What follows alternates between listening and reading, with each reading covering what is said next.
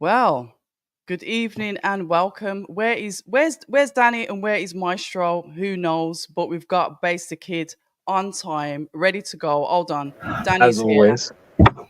Danny's here. Come on. Good evening and welcome to all of you. You know what it is. It's Sunday night. We are debating the Ring of Fire. I'm just going to faff about with something at the back because I'm trying to change the background on this so it's neutral.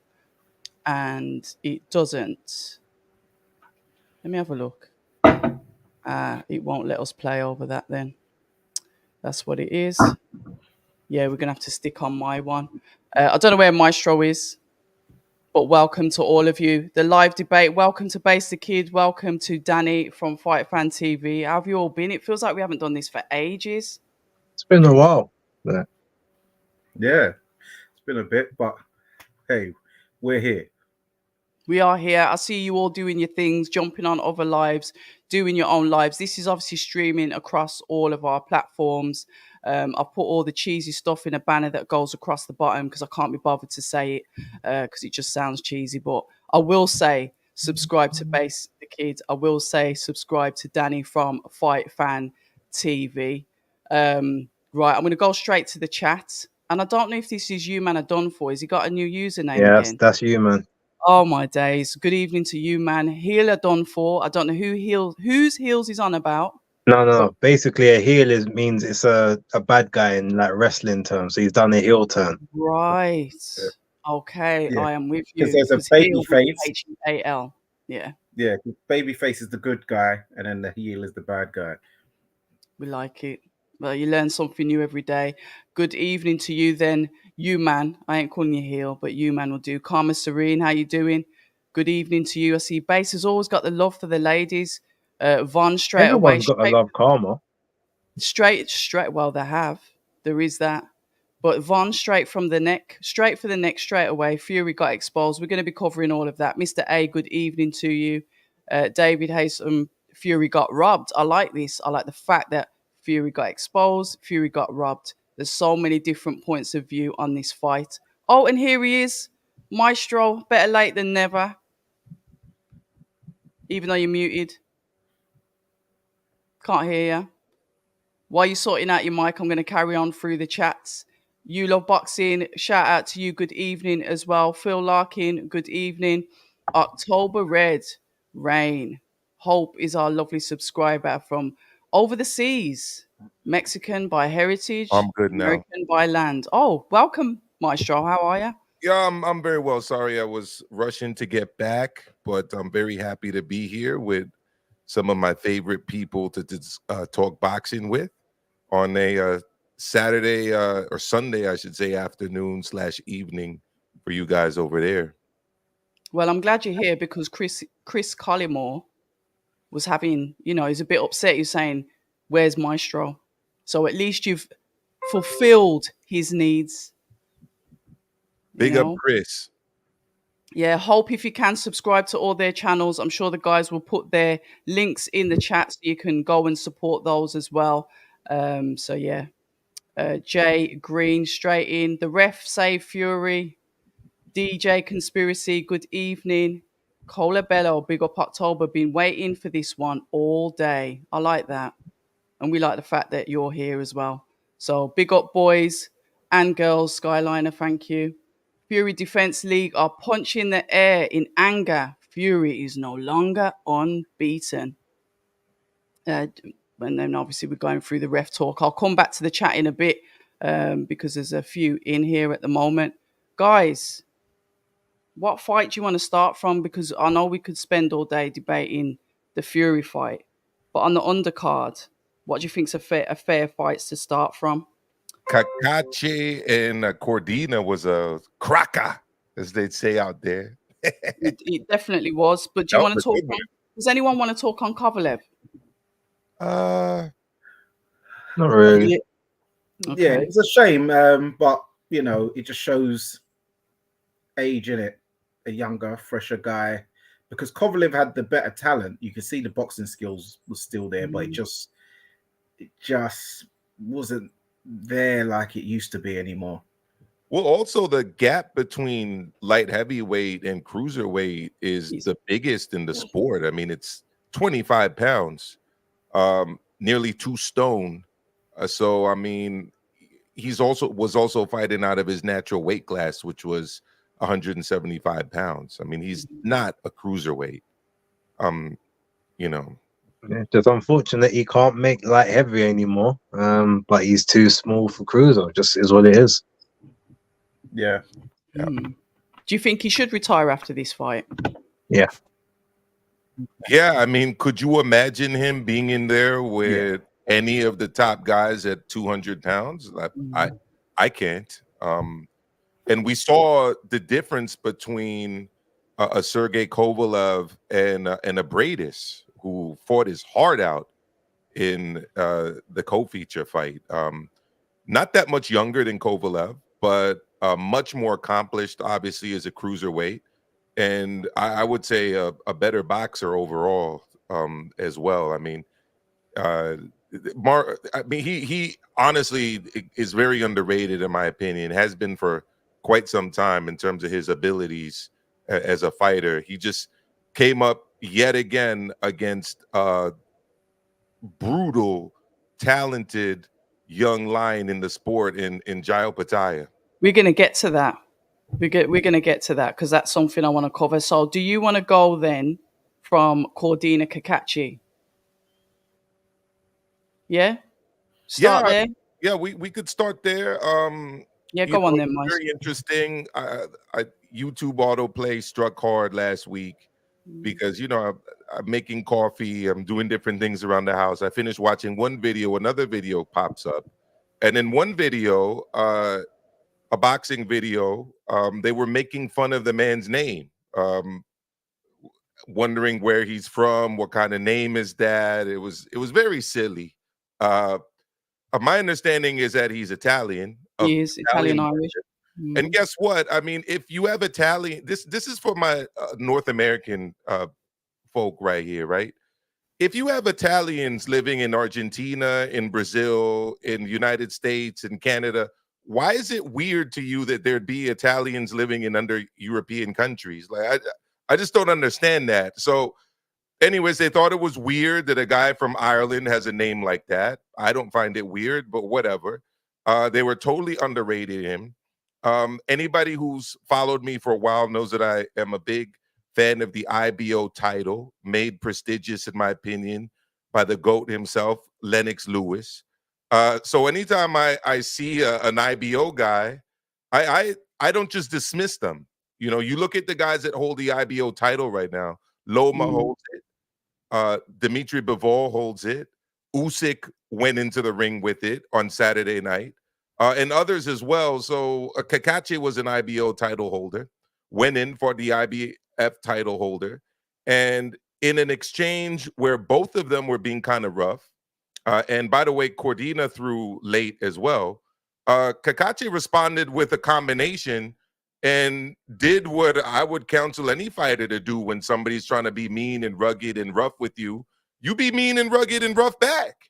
And that's exactly what he did. And from that moment on, it was all Apache, the new IBO unified champion of the world. So I thought it was a great fight. The one thing I will say before I pass it on to the rest of you guys is that what I found extremely annoying is that they wrote off Cacace before he got in the ring. It was so disrespectful. It was almost like they were saying it was the last roll of the dice. He's finished. Fair play to him. And obviously, that Cordina is the favorite. I understand when someone's the favorite, but writing him off like that, to me, it was just disrespectful. Cacace is a good fighter, and the way that it was his output, but it was how he was doing it. He was calculated with what he was doing, and the uppercuts were just working beautifully. But he'd go to the body, he'd go to the head, he'd go to the side of the head. There was such a variation coming in from him. He was a bully in there. And when he had Joel Cordina up against the ropes, which he did a few times, it was just an onslaught. It was an attack, and it was beautiful to watch from a boxing perspective. Dani? Yeah. at the end of the day, because I know Joe Cordina quite well, being a former stablemate of Craig's, so hung around him a lot. Him and Craig were very close. So watching it, I was when the shot late came in. Obviously, I was annoyed, but I was more annoyed with the referee because he done so many things wrong. One, he didn't allow Joe to take time, like a proper few minutes to regroup himself. I'm surprised he didn't take a point off, but hey, he didn't do anything. Then when Joe got dropped, he allowed a 1930 style fight situation to ensure where he didn't tell Cacace to go to the neutral corner. So Cacace was standing literally behind the ref like this, waiting to go, and just got to pounce straight back on Joe. But what Joe did make the mistake where everybody knows the ref always tells you from you meet in the center of the ring, protect yourself at all times. Yes, the ref said break, but he relaxed himself. And at the end of the day, it's a fight. When you're in a fight, you got to be prepared that a guy is willing to take it dirty and take it to the streets. Just like you might have to get roughhouse and use some dark art tactics to get the advantage. So Joe did make the mistake, but the ref also did some 3 major mistakes for me in there. But hey, Cacace did what he needed to do and he got the job done. Did he relax though, Danny? Because to me, he threw his hands when the referee said break. There's no doubt that Cacace threw late, but so did Joe Cordina. It's not like the referee said break. Maybe we could go back and watch the sequence again, but I felt like they both went late, and Cacace just got the better of it. I didn't see Joe's one late because obviously I don't think Joe's. If he did throw late, I don't know if it landed because it didn't look like it did. I don't think it did land, but so the referee definitely wasn't in a good position for sure. But that's kind of how I saw it when I was watching it live. But I definitely like to go back and watch it again. Yeah, but also Joe, he didn't help matters where he just literally sat on the ropes for too long. He did this in his last fight where he just sat on the rope, inviting the guy like he was trying to look for this catch counter to try and turn the fight around. But when you're taking big shots, that was just taking piece by piece out of him. And he said something quite alarming in the corner after the 6th round. Yes. Where he said to Tony, "Oh, my arse has gone." And I was like, yes. What? Did he just say that? Yeah, I'm sure he said that. And he's called. I thought he said legs. I thought he said something's gone. I did hear him say something's gone. I thought it was legs, but all right. Yeah.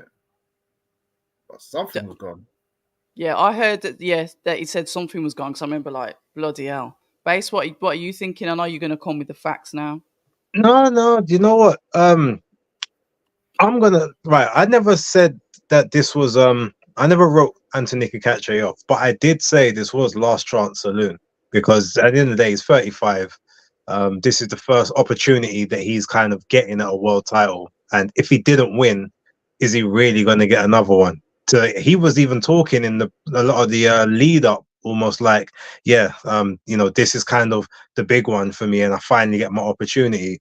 Almost like if I lose this, then there's nothing else. I'm not going to go in a rebuild at the age of 35.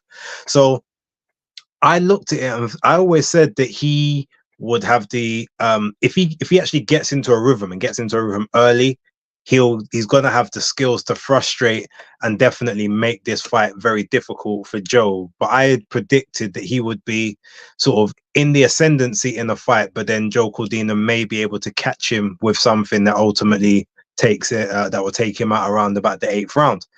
Well, lo and behold, it was pretty much a role reversal of that. I never expected it would be off of a punch on the break that he's not braced for. That I guess was the downfall, because as soon as that punch happened, all of a sudden everything else Cacace landed basically hit and hurt him. Whereas in those first 2 and a bit rounds before that, it seemed like Joe was just managing the rounds very well, controlling the distance, controlling the pace. And Cacace was almost like he was trying to just get on the inside just so he could try and find a way to work. But from that moment, it's almost like Joe Cordina done his typical, his fiery Maltese blood thing. Oh, you hit me. Okay, now it's a fight. But him boiling down to 130 for the last couple of fights, even after he's said that it's not really, you know, he doesn't really want to be down there. You could tell that he just wasn't going to end in his favor if he's going to go toe to toe with a guy that's comfortable at the weight, as opposed to him who's bursting at the seams, who went down to that weight initially from 135. So even though I will give him props, because I don't know if it was the ceremonial weigh-in, but he looked amazing at the scales. Like, he didn't look sunken in, he didn't look drawn like he did in his last fight. He looked really clear and clean. I thought, okay, he's made this weight really well. Following day, he looked good, but it could very well have been the Devin Haney effect, staying at the weight way too long. So you've basically got no punch resistance at that weight. Because let's be honest, nobody expected Anthony Cacace to get a knockout when he's had that was his 24th fight, and he only had 8 knockouts prior to that. So that's not the way you expected him to win the fight. Even though neither him or Joe were the biggest of punchers, you can kind of see that Joe he's had that punch before. We've seen him execute it on guys that are very durable. So that's kind of why I went with him to win. But I did think it would be a live fight, at least for sort of 5-6 rounds. I didn't see it going the way it did. Congratulations to Anthony Cacace. Although the one thing I will say is, at the end of that fight, it did sound like he was almost he was going to, you know, sell that belt to the highest bidder. The way he was talking was very much like, we're going to go on the road and and blah. It sounded like, pay me the money and let's have a fight. That's what it's kind of sounded like. So he said, I want to be back in Saudi. You know, they're not going to give him any nice, easy first defenses. So yeah, I don't know how long he's going to have it. He's in his mid-30s. He wants a big payday. You know, I'm sure he doesn't want to be. No, I don't blame him. I'm just saying that's how it sounded. It didn't sound like, oh, I'm trying to be a reigning champion. It's like, you want this belt? Pay me the money, sir. I want to fight here again. Like, let's make it happen. So, but congrats to him. He's you know, okay, the IBO is a nice accompaniment title, but it's not legit by itself. It has to kind of be accompanied with something. Now he's got both. So shout out to him. Big up. October Red, I can freeze frame it. I have my screen shared. We don't have to play the video, but I can freeze frame it starting with the initial clinch. Okay, that's fine. Just to kind of review what I was talking about. So my screen is there if you want to pull it up. Oh, is that how it works? You learn something new every day. All right, so you can see it here, right? So they're in the clinch, right? And we go here. Who's initiating the referee is stepping in to break them, and you can see it's Cordina that goes to throw. The old and man. Then Cacace comes right back. Boom. But the initial throwing of the punches when they were in the clinch and the referee was stepping in to break them, that was Cordina. I could run it back again. Well, the thing is, Maestro, if you look at that, so when the referee calls for, he says stop boxing, Cordina's throwing as he's saying the word stop, and as he says the word boxing is at the point where Cacace is obviously thrown again. You have to go closer and look at the referee's mouth, because he says it twice. My only argument here is that I don't blame Cacace for throwing hands when he just got hit in a clinch when the referee was stepping in to break them. It's like, you know, this wasn't a situation where protect yourself at all times. It was a situation where a guy was throwing. Immediately after throwing, he got caught. It's not like they were just breaking up and one guy had his hands down and got caught. He literally just finished throwing a pretty vicious punch. Joe didn't throw a vicious punch, and Joe had stepped back, as you can see. That's why when he got caught, you could see his body's relaxing. That's why him using his forearm here too. Roughhouse tactics. That's before. Look at him using his forearm here. That's before the break. This is illegal. Then he's using his forearm. But that's why the ref was stepping in. Yeah, he's using his forearm with his left. Then he's stepping in to throw that with his right. Don't forget, his forearm was up in Cacace's throat. And what does Cacace do? Bing, bang. I mean, I'm just saying I don't have a problem with that personally. Hey. Yeah, Roughhouse tactics get met with roughhouse tactics. Yeah, they did say that. I think they were speaking that was probably one of the reasons that shook up Cordina for the rest of the fight. But it is what it is. We've got a new champion. I've heard that there's the mandatory. Is it Nunes? So I know you're saying that he's talking about highest bidder, but it looks like somebody's there sitting there waiting for that opportunity anyway. Because it seems as if Cacace was just a keep busy fight that's gone wrong. And Sugar Nunes is a matchroom fighter, and he is dangerous. If you want to talk, think Cacace's got power recently. No, Nunes has legit power. He will KO Cacace. Like, that's not even a prediction I need to wait for the basis picks for. If you've seen Sugar Nunes, he's dangerous. Base, I've got to go straight back to you because we're going to speak about your guy, Jai Opetaia. Obviously, you know him better than the rest of us. So I want you to break that fight down before we put our 50 pence worth into it. And the chat, we can see it, but I just want to make sure we get through these fights as time will fly. Yeah, sure. Look, I mean, I thought it was a very measured performance by Jai. I predicted the fight would actually play out that way. Obviously, I spoke to him prior to the fight, and he had definitely given me vibes that he wants to, basically wanted to make a statement and make it a lot more conclusive than the first time. However, for me, I never thought that he was going to look at it in terms of being conclusive is I have to go for the knockout. I think it's just the last one was fairly close, and obviously it went sort of bad-ish from like the 4th, 5th round when the first part of the jaw broke to like the 10th round when the second part of the jaw broke. And I had said, I don't, as much as we know that Jai is a warrior, like he's a battle, he's prepared to go through the fire, he's prepared to do whatever he's got to do to survive. I had a feeling and a belief that mentally, I mean, Jordan Thompson fine, Elizaro fine, but Briedis is the one that did the damage to me. Briedis is the one that broke my jaw. So I felt mentally he's got that in his mind. And his whole game plan would be more, I'm gonna shoot from the outside. I'm gonna stay as safe as I can because I'm faster than him. I've got the better range than him, and I can move better than him in terms of speed and angles, especially from the angle I'm shooting at. So I'm just gonna go from the outside, try shoot to the body, see if I can slow him down, tire him out, and then potentially, if I can, I'll try and take him out early. But I don't want to exchange. And that's exactly how the fight played out. There even the bunch of times when he was like right in close, you could see rather than him where he would normally instinctively throw a shot, he's actually almost hesitated, like, yes, I want to make sure that this guy's not going to try and throw back, because we know that with Maris Briedis, the one game you don't win with him is that inside fighting. Even if you get to the punch first, he trusts his chin. And you know that his shots hurt. His shots ring true. They ring hard, and he knows how to clinch fight. He knows how to be dirty, within the rules of being dirty, minus obviously the elbow to Kovatsky. But he knows how to, to sort of roughhouse and sort of beat you in that way. And obviously, there's several times you saw Jai motioning to the back of the head. There was a couple of times he was aiming those shots. It's the tactic, unsettle him, make him want to come into a fight and play to your game. And yeah, so Jai was very tentative. He was selectively aggressive as opposed to like, regular Jai that we're used to.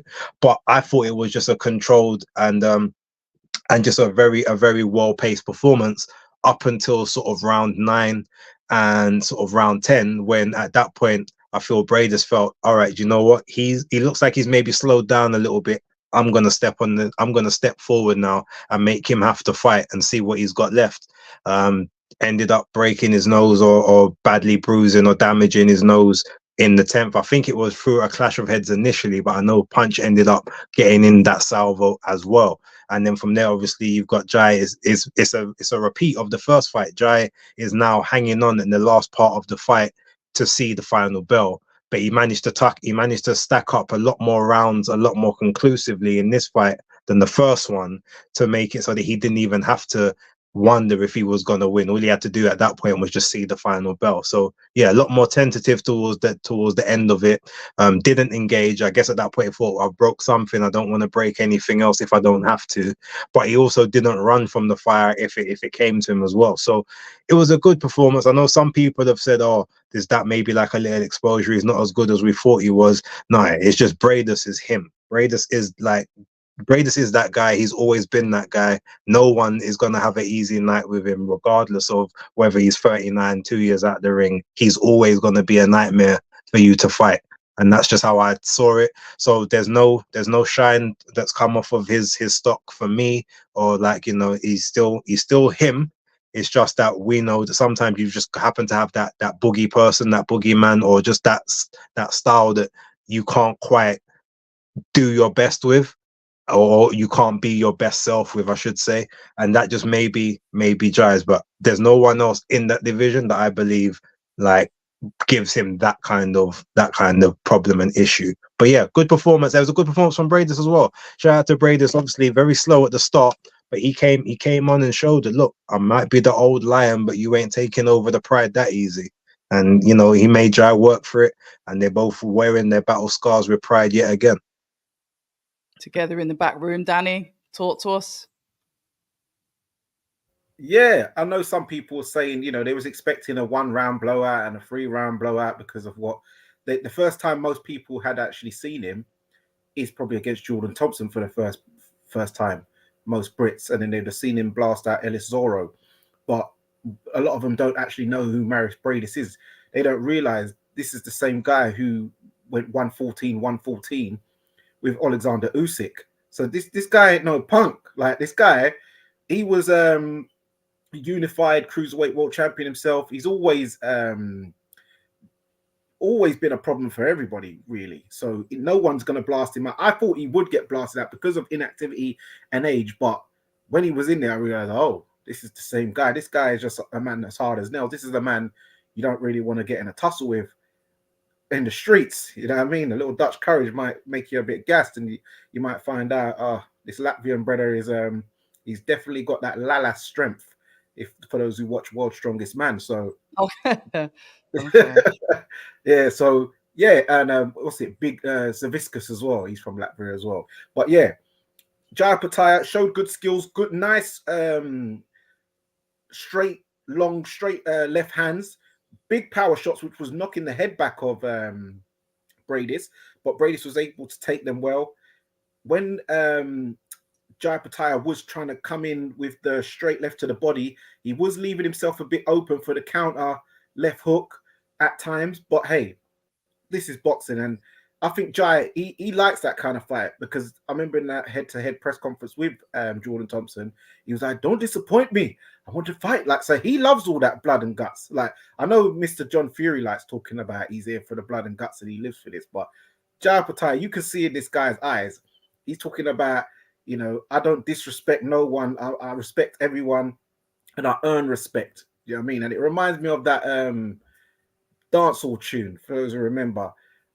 Me not frightened of nobody, and me respect everybody. Nobody better than way. So yeah, those who know that tune there, that it reminds me of that. It's that mentality. So I respect that. So big up Jai, and I don't see anybody in the division giving him problems like that either. There's just Briedis is just that guy in it. He obviously has a very, very hard hands, very hard head. And yeah, he's a proud man. I think it's a good thing for him to bow out on that loss, because yeah, he is getting on a bit, and he probably ain't gonna do better than what he has done in the past. But yeah, onwards and upwards for Jai, and yeah, happy for him. Yeah, Maestro, talk to us, man. Yeah, look, I think all of the key points were hit here. It was an old lion against a young lion. And Maris Briedis, to me, showed that he's the second best cruiserweight in the world. I don't know how long he wants to continue on with his career, but this is a guy off the top of my head who's defeated Marco Huck. He's defeated Junior Dorticos. He's defeated Mahmoud Char. He went as close as anyone's ever gone with Usyk, and there's a number of other top tier cruiserweights he's challenged or defended his title against. And here's the thing: this isn't Evander Holyfield's cruiserweight division. We're going to get into that later when we talk about Usyk's greatness. This is arguably the best ever era of cruiserweights in the history of boxing. I mean, it's obviously a relatively new division, but it is a stacked cruiserweight division. Even more so, I'd say 3 or 4 years ago, around the whole World Series of Boxing time, than today. But Briedis showed his skills.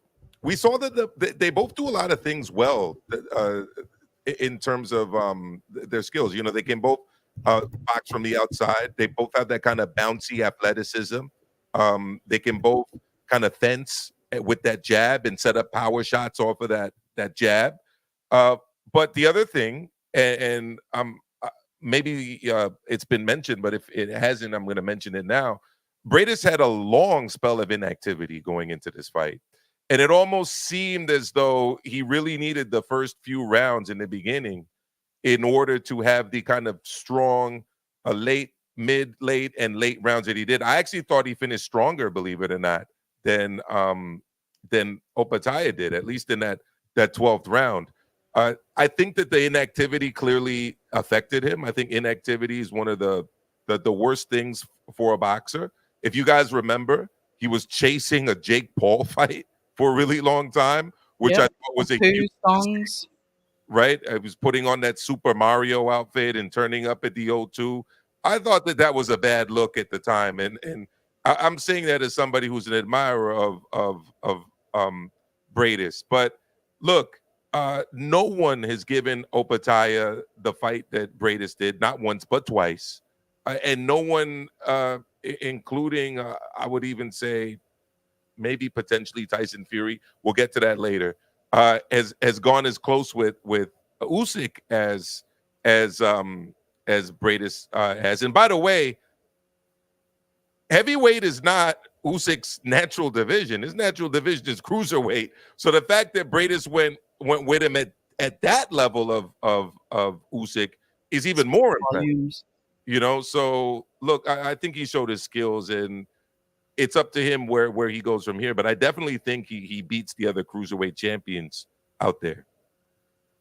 Yeah, interesting. I know that obviously Jai Opetaia come onto. I hadn't watched any of his fights before I saw him fight Briedis. Briedis is somebody that I've liked, and I like that his style of fighting. Like you said, that kind of fencing style. We've seen it with Usyk. We see it with the Eastern Europeans, Russians over that side. I'm a big fan of their style.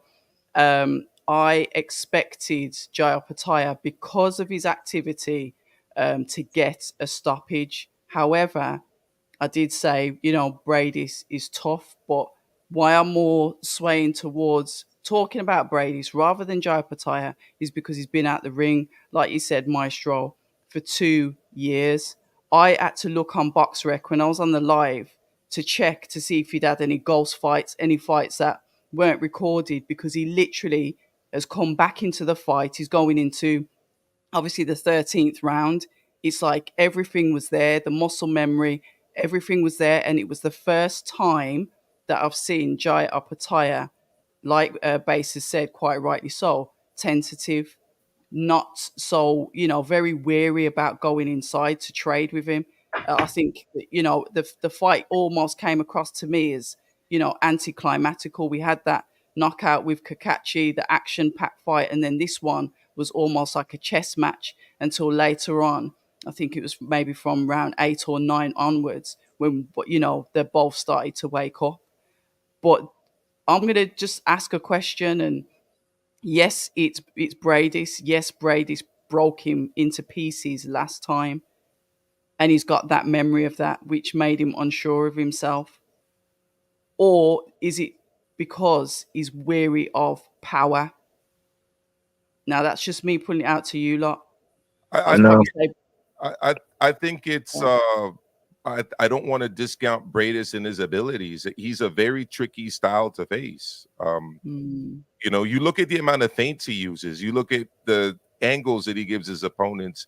He's moving his head. He's fencing with the jab. It's not an easy style to fight. I actually thought Opetaia did really well, especially to start the fight and in the mid rounds, because he clearly had a plan, and he was fighting within that skill set and within that plan and wasn't overdoing it.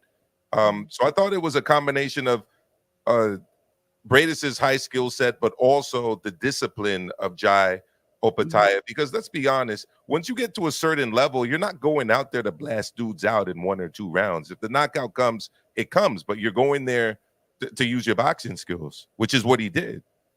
Yeah, I don't think he's worried about power as such, because if that's the case, he would have been more tentative with Jordan.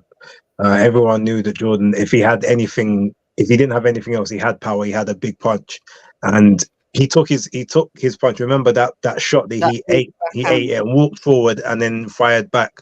But it's different when, like, you know that you can take a shot, but again, it's not the fact that he would be worried about taking the shot. He said he's had shots to the jaw already. It seems fine for him. But to me, I'm just thinking it's him. He's the one that broke the jaw. It's like sometimes, I guess, when you're younger, potentially, and you had maybe that one school bully, and you actually grow up and you're taller and you're bigger than this guy now, but you still remember he was the one that used to terrorize you at school. So you still got that scar tissue in the remaining. Yeah, there's another example I could give, but it's not for, I guess it's not for now. But yeah, that's what I think. I think it's just the fact I'm going to be careful because it's you. And I know that what you done to me before, as opposed to just power. Because he's faced, I've seen some of his previous fights, like one summer they like Telly Ahio and those kind of guys in Australia. Some of those guys are big punchers as well. And he's just stood in the pocket toe to toe and traded with them. But they've obviously not done what Briedis has done. So I think that's just what it is. I know that you're capable of that. So let me be conservative. That's my opinion. No, I hear that. That's why I wanted your opinion. Remy has put in there, Maris Briedis and Jay did great in the clinch. A shout out to you, Remy. Opetaia isn't retiring undefeated. Yesterday would have shown his weaknesses to his competitors, in my opinion. And shout out to you, Iffy. Okay. They've all got weaknesses, and I do agree with that to some extent. But we've got to go to the main event, and I'm going to start with Dani for the main event. But what I am going to say, shout out to Tyson Fury for walking out to Buju Banton, walk like a champion. I nearly fell off my chair. I thought, what is this geezer doing? I went, Buju Banton? But anyway, Dani, the floor is yours, and I want you to talk about as much as you can, even back to Daddy-O headbutting the 30-year-old that everyone thought was 12. Whatever, let's go. Yeah, Tyson Fury with a Buju Banton. Well, I know he already got a dub plate by Mr. Fearon with the Capleton thing, even though, he should have made that dub plate for Craig, but hey, it is what it is. So I wasn't surprised. And Irish guys, they're known for loving a bit of the old reggae and revival. They know all the tunes. So yeah, it wasn't the biggest shock. But well, we were outside together, so to speak. I'll leave that there. Yeah, let me not get into that. But so yeah, on to the fight week. The dad obviously disgraced himself. He made himself a bit scarce, or someone made him a bit more scarce during the rest of the fight week. I predicted that Usyk would beat Fury and would drop him along the way. And also, even when you go into the entrance music, the way he came out for the ring walk, it reminded me of when Billy Joe came out against Canelo. Way too much, trying to overcompensate nerves with trying to look overconfident and happy when he was clearly nervous. The way he couldn't look at Usyk in the face in the press conference, very reminiscent of my brother Errol. Dillian. No, I was about to say running out to the ring. But sorry, yeah, that's what I was thinking. My brother Errol couldn't look at David Rodigan, another dance hall enthusiast. Okay. Yes, and Tim Westwood. But but yes, and then at the weigh-in, Fury wanted no parts of the face-off. So what he did, he made it as short as possible by it just straight pushing like an idiot, just so he can make a kerfuffle. So, anyways, he's come out, tried to overcompensate with the entrance music. Great tactics by Fury. He came in and tried everything. He did the boxing on the outside, used the long range uppercuts. He even tried the holding, but all of his tactics was to no avail at the end of the day, because Usyk was just, he did exactly what I thought. He would use the angles. I didn't know he would go to the body so often early doors, but that was a very good tactic, because Fury's good at, wiggling the head, but that big body, and people said he's lost a lot of weight, but once he was in the ring and you saw, that the midriff, it was still that what do you call it? That derby was very heavy. So there was a lot of midriff for Usyk to work on. And by the 7th, I noticed, I said, Fury's getting tired now. I noticed he's getting tired. Yeah, he rocked Usyk in the 6th. Usyk really had to dig deep. Then body shots started taking it, started really hurting him. But that 9th round, everyone's talking about that 9th round, because if that was the other way around, where Usyk bounced off about 8 ropes like Fury did, we know that would have got waved off. Why the ref didn't let him either, detonate that straight left just to put him on the canvas or wave it off, I don't know. I scored it 116, 113. I said 117, 113 because I scored the last round 10-10, but I thought, because Fury did look a bit more energized, I'll give him the last round. So I had it 116, 113. I didn't like how Fury used the excuse of, Ukraine's in the war, so they're just going to give it to him. So he feels he got robbed or something. Even though at the end of the fight, you can see the way he's embracing. I think he was looking for a draw, and he would have been happy to settle with a draw. Usyk, for me, I don't know what is left for him to prove, really. Fury trumps were high. Yeah, they were high, but the ref did say at the start of the fight, this is legal, this is legal. So he said it for both of them. So I think he thought both of their trumps was probably a bit higher, to be fair. So, yeah, I don't know what's left for Usyk. He's cleaned out and he's avenged his big bro's two losses back-to-back at the end, and he's managed to claim them back for him. So the Klitschko's were very happy with that as well, I could see. Yeah, Maestro.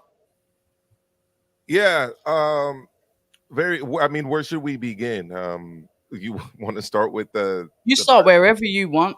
All right, so look, the thing is with these Saudi cards is that the festivities, like the grand arrivals, the press conferences, the weigh-ins, unfortunately, they happen really early. So I'm at work, so I get caught up on these things a little bit later. Typically in the United States, if they happen, they're happening in the afternoon, so I see them after work. I gotta say, I was very, very disappointed by the behavior of John Fury with that headbutt. I don't think it did him any favors. I don't think it did Tyson any favors. Not that, the sins of the father should necessarily be paid for by the son, but it was, to say it was out of line is I would say an understatement. I mean, it was a straight up assault. And I mean, we texted about this. The thing about it is, somebody with a street fighting background, I was surprised that he would headbutt somebody from above. And I mentioned this because the hard part of the head is the top part. So essentially so it's no wonder he got busted up like that. People headbutt from below using the hard part of their head, but whatever. That's inconsequential. It took a little bit of attention for a little bit from what I felt really needed to be discussed, which was this generational fight. It's been nearly 25 years since we've seen a undisputed heavyweight champion, the last person to do it. And I do give him credit for holding 4 belts, because he held the IBO belt. And I'm talking about the GOAT, Lennox Lewis. Shout out to my brother Joe Habib. He'd been saying for a while that Tyson Fury's better than Lennox Lewis. I don't think Tyson Fury's better than Lennox Lewis. And look, I'm going to start off with tactically what I expected and what I actually saw. Maybe what I expected, because I'd actually picked Fury to win this fight, was more of a Lennox Lewis style approach. boxing tall, boxing long, imposing a heavy jab, and when need be, clinch on the inside, hit with the opposite hand, push your guy to the ropes, roughhouse him. I didn't really see a lot of that from Tyson Fury. I didn't see a lot of clinching, to be honest. In fact, I saw more showboating than I saw clinching. And my wife, who's actually a Tyson Fury fan, was like very disappointed by that, by the first few rounds, because she's like, what is he doing? Why is he showboating? Why isn't he boxing? Why isn't he disciplined? Why doesn't he stick to the plan? And he was doing something that Usyk made him pay for quite early on, which was going straight back with his hands down. He popped him on the nose. I mean, you would expect that to be a warning sign, but in fact, flash forward to the 9th round, and again he's going backwards, hands down, and he gets busted up. And look, Mark Nelson is one of my favorite referees. He's from Minnesota. I've seen him at a number of different fights in various locations. He was in Quebec City recently when I was there for the Arthur Betterby Callum Smith fight. He's also done a bunch of Morrell Jr. cards in Minnesota too, and he's all over. I was surprised to see him get this assignment in Saudi, but obviously Saudi's using foreign referees. What I didn't understand about the ruling that he made, I'm actually in agreement that if somebody is held up by the ropes, that should be considered a knockdown. But to me, the very first punch that hit him hard knocked him into the ropes. And if you're going to say that if the ropes hold you up, that should be a knockdown, I don't understand why you didn't do it on the very first hard punch that sent him backwards into the ropes. What I don't understand is why he does it. He falls into the ropes at least 2 more times, and then it becomes a knockdown. So that didn't make sense. You know, it happened. The final one happened right before the end of the round. You could definitely make a case that, you know, he could have stepped in and stopped the fight. For sure, you can do that, but he didn't. And I think one of the reasons he didn't is because Tyson Fury in the past has shown that when he goes down from hard shots, including from Deontay Wilder, not just in the first fight, mind you, in the 3rd fight as well, he does recover and come back. So he used the 10th round to recover and come back. And then I thought he did reasonably well in the 11th. I gave him the 12th round. But what I got to say is that this was a very exciting fight to watch.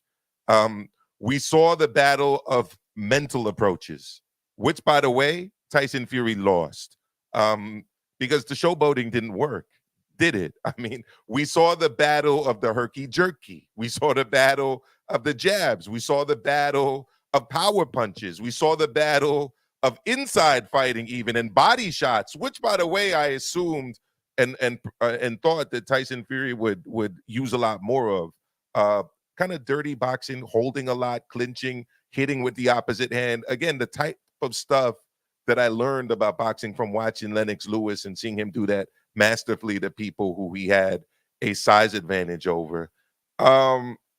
Great win by Usyk. I don't want to criticize Fury too much for post-fight comments, and there's 2 reasons. One, boxers are in a terrible position. I mean, you're on this big stage. It's not a team sport. It's an individual sport. You're there by yourself. You just lost. He probably has a broken nose. He's buzzed up from getting hit, obviously very hard. And then somebody sticks a microphone in your face and asks you what you think, right? I tend not to judge fighters based on what they say in that immediate moment, but what they say later on, right? So even with Wilder, with the excuses he made, I was quite lenient at the beginning. Where I wasn't lenient was if he kept saying it over and over, once he started saying it over and over again later on. I think if Fury does that, then you do judge him. But here's the other side of that. It would be disingenuous for us to say, as people working in boxing and following boxing and talking about boxing, that the Ukraine narrative is not constantly brought up. It's brought up over and over again. It's brought up with Usyk. It's brought up with Lomachenko. It was brought up last night at the Top Rank card in San Diego at the Navarrete fight. Navarrete obviously lost the big fight. It was brought up there. It's constantly asked. It's constantly presented. So I'm not By the fighters or by those that are doing like the interviews? Media members. So does that mean that judges are influenced? No, of course not. But what it does shape our fighters' perceptions of what's going on in the sport. And I think obviously Fury was influenced Emotional? by that. Emotional and influenced by that. But wrapping this up, what I want to see, and I'm hoping we all get to see it, is a rematch. And what it does set up, if Fury is able to do this, which is rebound, make adjustments, maybe start working with another trainer. Who knows? We'll see about that. Because I think one thing Ben Davidson was very good at as a cornerman was the technical planning and also the between the round technical adjustments and reinforcements. That's gone. AJ is benefiting from that now. But think about this. If Usyk and Fury rematch, the IBF title goes vacant. Joshua is able to pick up the IBF title. Fury beats Usyk in a rematch. Now you have Fury versus Joshua potentially for undisputed. Or if Usyk wins the rematch, you have Joshua going for glory in all of the belts in a trilogy fight with Usyk. Any way you play it, it is a great, great time to be a fan of British heavyweight boxing. Absolutely. Let me just pause there before I jump onto base. I just want to go to a couple of super chats that we've had come in. Matt Lloyd, any thoughts on Andy Lee's comments in the corner? Also, both Andy and John talking over Sugar's instructions. I was going to definitely touch on that, but base is up next. Mike Tyler. So sorry, apologies. Shout out to Matt Lloyd. And thank you for the donation. Mike Tyler, $4.99. Thank you to you too. Tyson Fury smashes Usyk in the rematch by stoppage. This is a good take, Maestro. So, yeah. Over to base. He needs Lennox. That's what he needs.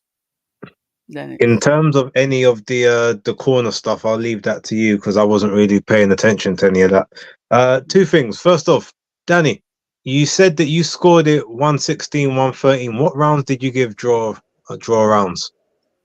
No, just the 12th. No, and Okay. with 116, 113, I had no draw rounds.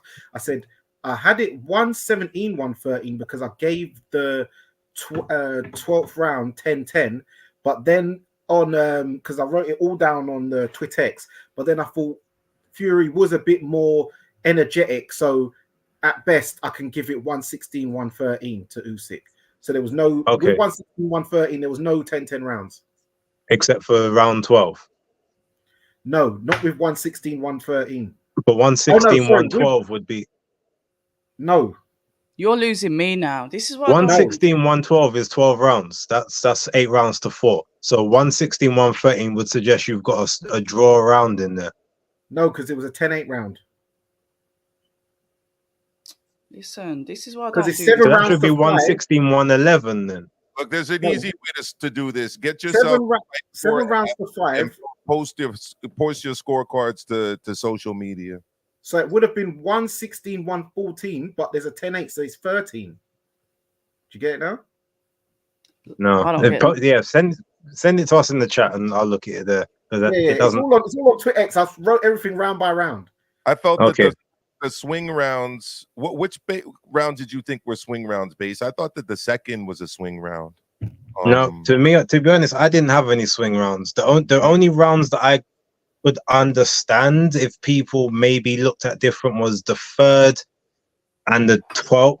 Some people looked at the 7th. I disagree that I didn't really have those, but I didn't have swing rounds, to be honest. I thought all the rounds were fairly conclusive, except for maybe the 3rd at best. You give the 12th round to? I gave the 12th to Usyk. Okay, I gave the 12th to Fury. But yeah, going there. So I was just trying to understand some of the scorecards there. But look, with regards to the fight itself, the lead up, obviously, you guys, most of you would have seen the video I did talking about the John Fury situation. I don't think he really serves any purpose apart from just to be a nuisance around around people in general. I understand he's obviously the coach of like Isaac Lowe and that, but he's lucky because bearing in mind that he's actually like an active member of like coaching staff for some of the people on the actual fight card. He's lucky that Team Usyk didn't decide to do some shenanigans and get him arrested, because he's banged to rights. It's on every camera from every angle. He's absolutely lucky that they're honorable men that didn't take it further than it needed to go, because then that would have messed up the entire camp's preparations while they was over there. So that's the first thing. But yeah, in terms of the press conference, in terms of like the weigh-in, even the ring walks, yeah, you could. Look, I'm no body language specialist, but you can tell when Tyson Fury is confident and relaxed and when he's on edge. And he was on edge, the same way that he was trying to get a rise out of Usyk at the first press conference that we was all at down at out on it. Like, you could tell that he was trying to get something to give himself some confidence, because he never acts like that in that manner. He's never that aggressive. He's never that agitated. It's like it almost felt like I'm being forced into something that I don't want to be forced into. And yeah, so the whole fight just sort of played out that way. And even like the showboating, for instance, in the first round, well, in that entire first round, Usyk's pounding to the body like consistently. I was expecting him to employ body work from early to make the legs slow, to make the head drop, to come through at the end.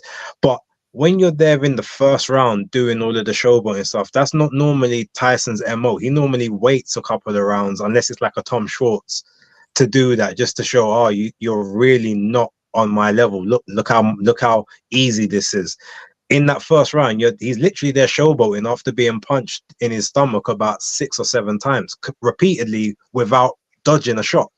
So the whole optics, him trying to act like, oh, I'm bossing this round, the whole thing seemed desperate from the start. He got into the fight. But, rounds 2 and 3, I thought was clear Usyk, but Fury did a lot better in the third. So some people gave him that call. Rounds 4, 5, 6, and 7, some people gave Usyk 7. I thought that was a clear Fury round. I'm like, oh, Fury's in the ascendancy. He's actually he's picking up the pace. He's showing, the little guy why he's a little guy. He's using the reach effectively. He's moving a bit better. He's finding the good shots, body shots. Some of these are really nasty. He's starting to whip in the uppercuts a little bit to the body, and he's having everything his way. But in that moment, he's still being forced to fight at times when he wants to break. At times when he wants to do his herky-jerky feints, and Usyk's not falling for it. He's still in his wheelhouse, in his distance, making him have to either fight or making him have to flight, basically. And you could just kind of tell that even though you thought, oh, Usyk's maybe, wearing down a little bit himself, he's still mentally switched on enough to just keep that pressure on. Don't give him a moment. Round 8 comes and Usyk turns the tide back in his favor. Again, popping those left hands up top, bang, breaks the nose instantly. And Fury is now, in a bit of a panic, because this was after they clashed heads a couple of times. And if you got Fury checking the eye a couple of times for the head clashes. So even from the fact that Usyk caught him with that backhand in the first round, same as he did to AJ, just not as quickly. He did it in the last minute as opposed to the first 15 seconds. It's like Fury just never really switched on to that and realized, oh, okay, he must have thought, okay, well, I'm the bigger guy, I'm going to get to him eventually. And then we saw in round 9. Now, look, as far as I'm concerned, like, Mark Nelson made a couple of bad calls in the fight. I'm not going to chastise him for not stopping the fight in the 9th, but as far as I'm concerned, if we're going on, well, is it fair all the way around? Or sometimes they say, well, referees, they take into account what people have done before. Well, as much as they do that, that's not their job. You're not supposed to take into account what happened before. You're supposed to apply the letter of the law. The letter of the law is if you're taking punches unanswered, undefended, you're staggering around, you cannot suitably defend yourself in that moment, the referee is supposed to either stop the fight or call a count to check to see if you can still go. And the fact that Alexander Usyk had Tyson Fury going all around the ring for nearly 20 seconds, a good 20 seconds, like he's not got footing, bouncing off the ropes here, ropes there, arms down by his side, taking, you know, maybe managing to get away from a couple just due to height, but taking big shots left, right, and center, can't steady himself. Like, that is a moment there you're supposed to stop the fight, because this guy is no longer able to defend himself and he's taking clean, flush, unanswered shots. But cool, he didn't, and ultimately Tyson Fury survived the rest of the fight. So congrats to him. We already know he's got unnatural powers of recovery, so we give him that. Round 10, Usyk's on him. Just again, he's trying to close and trying to finish again, but obviously he's exerted a lot of energy.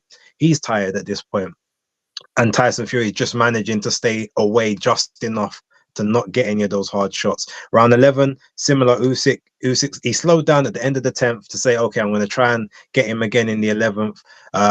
Couldn't really do that. Tyson Fury came back well in the 12th, but I still gave that to Usyk because Usyk just applied more pressure.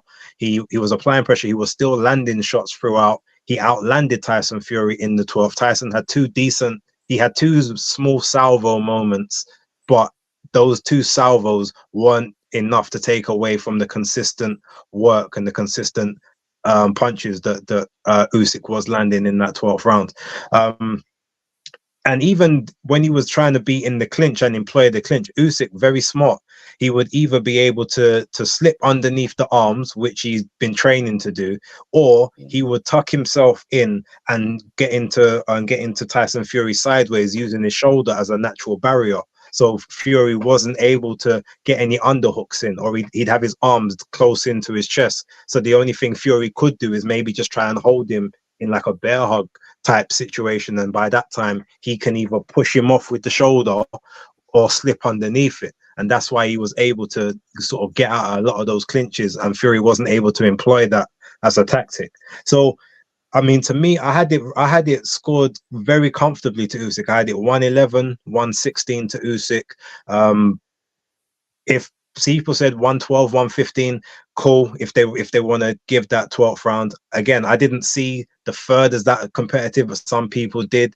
Either way, the absolute best you could give to Fury was 6 rounds, and that's being extremely generous. So the fact that one judge tried to have it 7 rounds to him, to me, just simplified and showed that there was supposed to be either a fix, or there was supposed to be a no conclusive winner in that fight. But Usyk was on his Amy Winehouse shit, because they tried to take it from him. He said, no, not today. He wasn't about that. So shout outs to him. Number 1 pound for pound in the game right now. No one can really question that at this point in time. And yeah, I'd be more than happy to watch the fight again. I think it would be a similar result, but from the way they was talking at that post-fight press conference, I don't think they're as keen as they were when they was in the ring.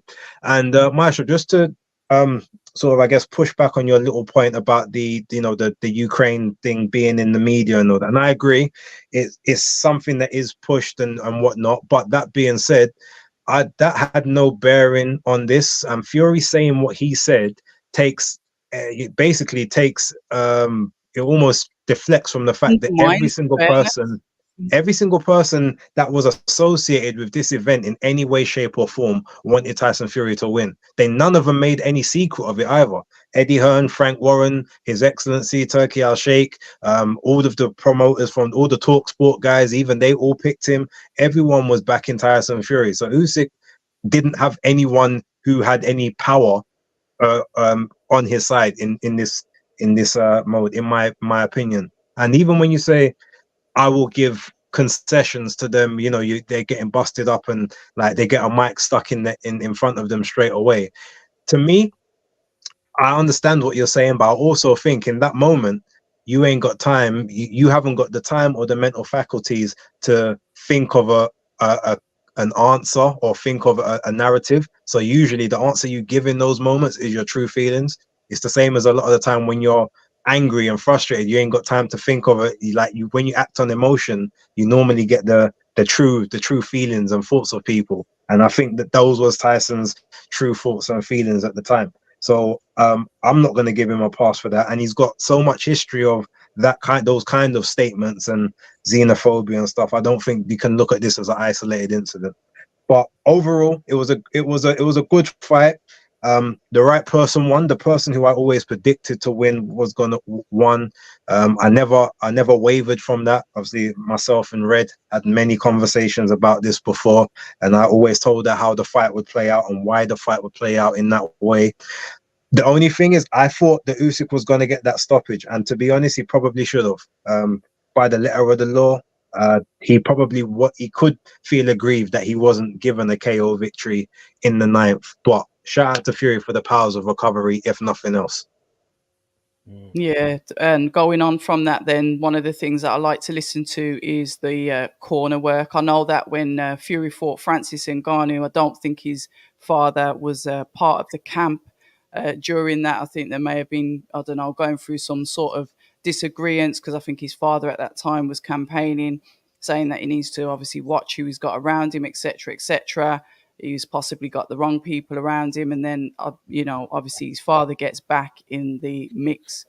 I agree with like the headbutt situation. There was no need for it, but in the world that we live in, if somebody's getting eaten by a shark, people are going to get their phones out rather than save the person from getting eaten by the shark. This is the world that we live in, whether it's right or wrong. It's clearly wrong, but it doesn't matter because we live in the world of social media. How many views can I get on this? And this is the state of it, basically. So that's why I do believe that he got away with something that, especially in a country like that, that just wouldn't have been allowed to happen. But moving on to the corner, the fight, one of the things that I always find irritating, I remember seeing it when Dillian White fought Povetkin.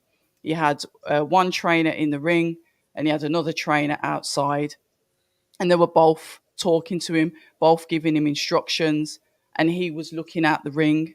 Fury was doing the same thing. His dad was giving some good instructions, as was his lead coach, but you could see that there were frustrations there. And I don't know how you feel, but when you've got two people shouting at you, which voice are you going to listen to? In this case, it could have possibly been his dad. Joel Parker was stood doing the presenting, not quite commentary, but presenting. And he was saying that he thought, so what he thought, and obviously he's in camp with Fury all the time, is that he would have had a different attitude towards the fight and possibly come in more aggressive, used his attributes more, which would suggest that maybe the plan that was initially suggested wasn't being adhered to, and hence the fight itself. The press conference, I started to get worried because why wouldn't he face off with him? I saw a couple of people put up Errol Spence and Crawford as an example. And then I had one of my subscribers send me like the David Haye video where he didn't face off with him, the fight that never happened all those years ago. However, he was still jovial. He was still moving around David Haye, posing in front of him, winding him up that way, being probably more passive aggressive. But this time there was just no engagement. So that's when I started to get worried. Then obviously we had the pushing and the shoving at the weigh-in. Base, I didn't see him as nervous in the fight. I thought he was boxing really well. At some points in the fight, really well. The way that he was calculated with the shots that he was throwing at Usyk, whether he'd the feints. I like the feints. I like the feints that he was doing with his head, his feet, the triple feints, and then going in and then throwing in the combinations and really trying to work the body of Usyk, which I saw that he did hurt a couple of times. It was a really enjoyable fight. I was laughing nervously when I was on the live because the way that he started showboating made me nervous. But I'm like, oh, okay, what's he doing here? Please don't do this. This is too much of a serious fight. And with Usyk, and I should have guessed it really because he's done it with every fight. He spends a lot of time downloading. He's downloading in the first few rounds, and he's almost like, I don't know if you guys. There's a horror film that I like, and I like to use this as an example called Insidious. There's this ghost that's after this kid, And as the time got, every time the mom took a picture of this kid, this ghost was getting closer and closer and closer until they had to do all sorts of things to get him away from the ghost. That's what Usyk was doing through the fight. He was literally at a distance and he was just creeping closer and closer until he could get inside and let his shots go. Everyone talks, makes complaints, say about Usyk's power. It's the succession, it's cumulative shots going to the head. It's going to do you some damage. He did it to Anthony Joshua, I think, was it the first fight that they had, when it was literally the last bit and someone said, don't knock him out. Remember all of that kerfuffle around it? This is what Usyk does. But I do think that Tyson Fury did give a good account for himself. One of the other things I want to say is that I don't believe Usyk's ever got the respect that he's deserved for what he's achieved. I spoke to Alex Krasiak, I think it was when he was going to fight Dubois, sat down, and you was there, Base, had a really good conversation with Alex Krasiak, who told me that he's always been written off. Even when he was in the amateurs, all the way through his career, he's been written off. People like, nah, you can't do that. You're not going to be able to do that. He's always been told he'd never get anywhere, and he's always pushed back, and obviously got where he is today, unified, undisputed at cruiserweight, elevated to super champion, and is now dominating the heavyweight division. A very good fighter. To me, that just hasn't got the credit. His name second on the flyer when he's got the majority of the belts. I've mentioned all of this. I wanted Tyson Fury to win because I just did. That's my prerogative. I wanted him to win, but at no point would I ever be disrespectful to what Alexander Usyk has achieved throughout his career. And sometimes things like that make me sad. Do you know what I mean? You can say, what's he saying? Irrelevant. It's not. It's very relevant because that's how it is. But jump in. Sorry, what was you saying? One thing I just want to say with regards to, even though people talk about, the thing is, when people talk about Usyk and his power, if you notice, he's got the accumulation thing, but he very, very rarely sits down on his shots. In this fight, he was actively sitting down on his shots because he knew, obviously, number one, there's a big barrier that he's got to get through. But I truly think that this is the fight. He's like, I need to make a statement here because otherwise I'm going to get jobbed. I truly think he had in his mind, I'm not going to get fair consideration. So I need to make all of these shots count.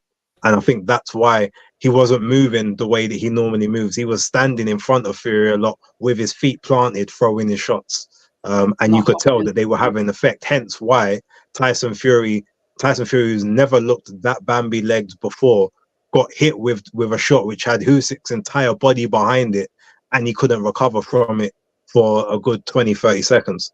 So yeah, that's just one thing I wanted to mention there. And with regards, I put in the private chat, I think Tyson Fury was nervous all the way up until getting in the ring. I think he grew into confidence as the fight was going on, and I think he even then got overconfident after the 6th round, and that's basically where his downfall came, because he stopped being switched on. And if you looked every minute, I don't know why, maybe this is just me seeing something, but he would be walking around the ring. It's almost like he's doing his reset. He's not doing the tell that he normally does when he's trying to, but he was walking literally almost with his back to Usyk, or not looking at him, like walking away, like, oh, something's wrong. And I didn't know if he had like maybe one of those shots that hurt him, like maybe concussed him, but he was physically not looking. And Usyk's almost like he's looking at him like, I could attack you right now, but I want you facing me. I don't want a cheap shot kind of thing. Like almost that the same way as he could have really got to him before the ref jumped in when he hit the ropes, but he was almost like he hesitated from some kind of bit of honor or something. So I don't know if anyone else noticed that, but I just thought talking about. No, from the first round, Maestro, I remember what I noticed in the first round, Usyk hit him with a swiping left, and you can see on the replay, Fury's eyes kind of roll like, raw. Yes. That kind of hurt. And what I noticed is that Fury kept doing this thing where he's looking at the floor. When you're saying he's turning to the side base, he's looking at the floor, going like that, walking off. You know, like what Chisora was kind of doing to Joseph Parker when every time Parker dropped him, he kept walking off like that, looking at the floor and looking for a corner. But and Herkovich in the Zhang fight as well. Yeah, he kept looking at the floor, walking off like that. So The So- issue with the nerves, I mean, every fighter's nervous before a fight. No, that weren't nerves. It was when he was getting hit. He kept doing that.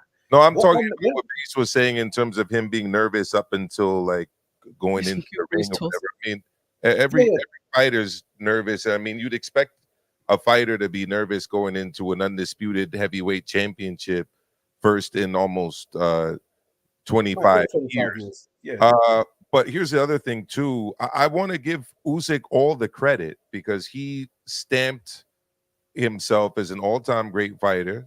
I thought he was already a first ballot Hall of Famer when he beat Joshua for the unified championships. But to call Fury a fraud and all of these other names because he lost to a fighter of this caliber, I just find that childish and immature and totally lacking an understanding of basically boxers in a fighting. I mean, what makes Fury a fraud?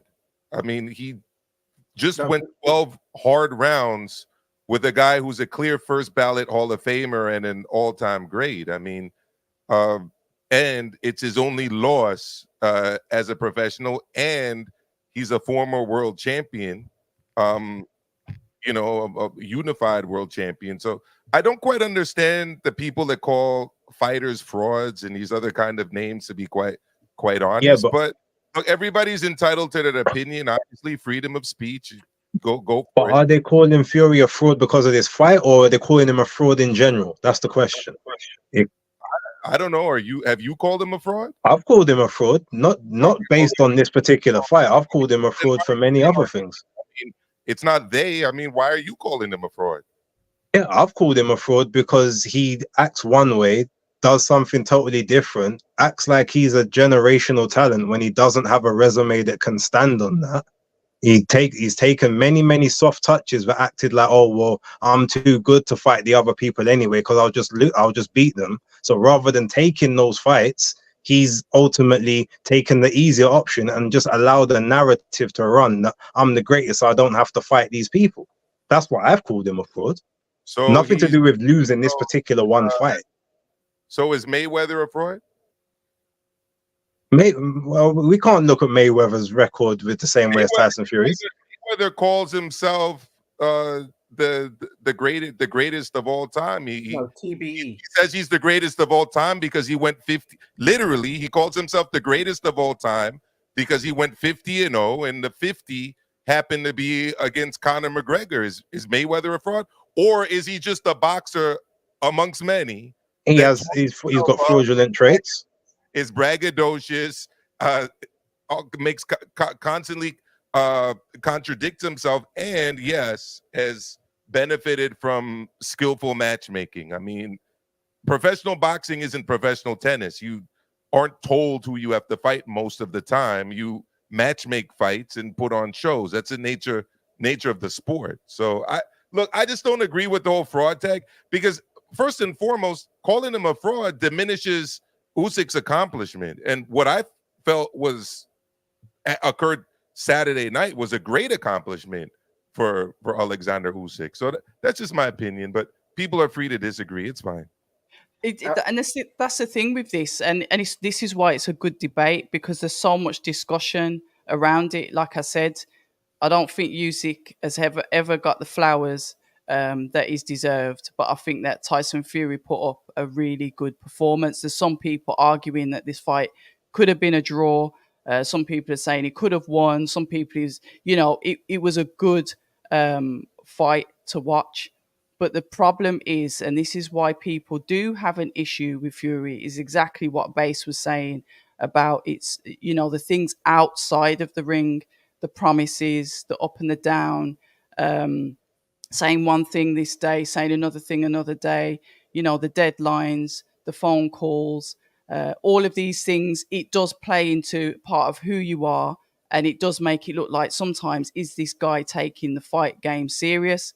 And you have to remember that when Anthony Joshua lost twice to Usyk, which we know what Usyk is, how he was belittled. I think somebody said it in the comments, how he was ridiculed by Fury until it was obviously his turn to have the fight. And that is me, like I said, from the stance that I wanted Fury to win. It works both ways. I understand that, October, but at the end of the day, he got into the ring and fought and put his life on the line for our entertainment. So I mean, I'd understand it if he went running from the fight, it never happened. But he gave us the fight. He gave Usyk the fight. He gave the fans across the world the fight. I mean, and look, boxing is filled with both of them did.